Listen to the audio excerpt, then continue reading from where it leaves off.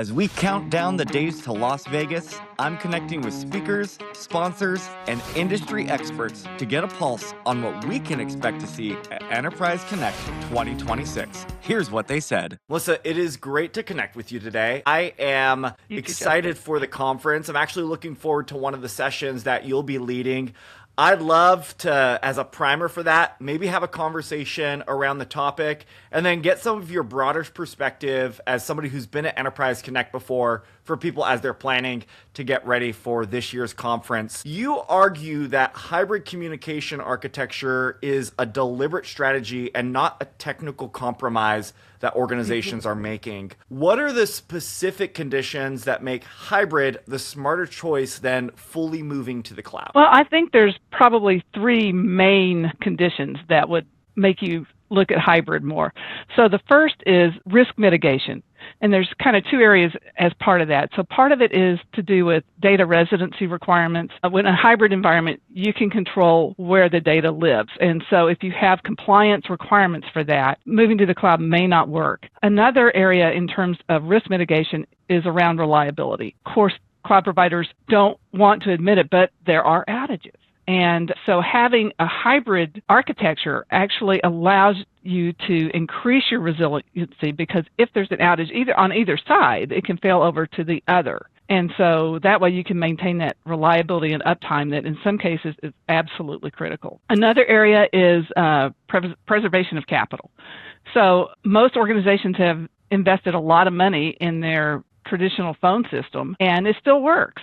And so it's like, do you just dump that? I mean, that doesn't make financial sense. So with a hybrid architecture, you can continue to use that reliable back-end engine and then layer over it with tools for the users that improve the user experience and give them communication capabilities that are part of like a normal cloud solution. And if you've invested time and effort into a custom integration, you can continue to use that, so you can preserve that capital. And then the final thing is just control over a migration process. If you've got a true hybrid environment where you have two equal parts and you don't have a from and a to, but you actually have two equal sides, then you can manage your internal resources, you can manage your costs, and you can manage the user adoption and move people where they need to be at the pace that fits you, and not having to worry about some big conversion that can be perilous, to say the least. Absolutely. And what's interesting, Melissa, is all of these things are incredibly top of mind. I'd say maybe even increasingly so for business leaders right now. Even earlier today was having a conversation with someone who's navigating the whole data residency conversation inside of their organization, and reliability is evergreen, thinking about, hey, we've already invested and it's working, so why would we move? Really good things that I know are going to be explored on your panel. So I can imagine people who are like, ooh, I want to know more about that, should definitely plan to join you. Definitely. But maybe we can talk about a thing that people can be thinking about right now ahead of the conference, and it's maybe this. If you think about where organizations misuse hybrid architectures, what are some of the guardrails, maybe what's a piece of advice for leaders who want to establish it so that it enables progress rather than having hybrid be something that slows them down? That's a great question. So I think the first thing I would say, and it's more of a mindset than a guardrail, is that hybrid should be viewed as an architectural strategy and not just a passageway from one phase to another. So in the clients that I work with, for most of them, a one-size-fits-all environment is just not a valid solution. They have user groups that have very different needs. And so for some of them, reliability is top of mind, and they absolutely have to have reliability or they can't function. And so if you give them shiny new toys, that's great, but they're not going to be happy. But you have others who need the shiny new toys because it helps them in their job. And so you have to look at it as an overall strategy of meeting the user needs. And I think in terms of hybrid enabling progress, it's just essential to understand the users, and there's probably user profiles, and which profiles need what tools, and then to get them the tools that meet their needs.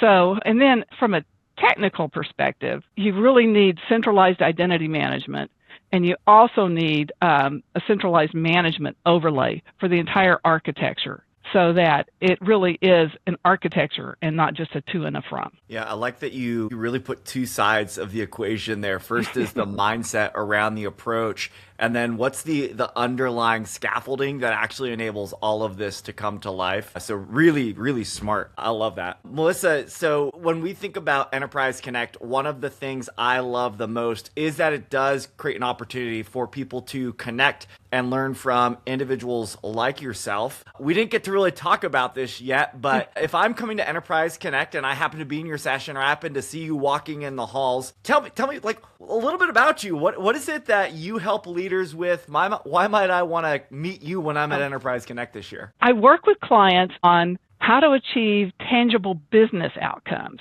through strategic technology investments. So I always start off trying to understand the business goals before we even talk about technology, and then find the technology that actually is going to get them some measurable results.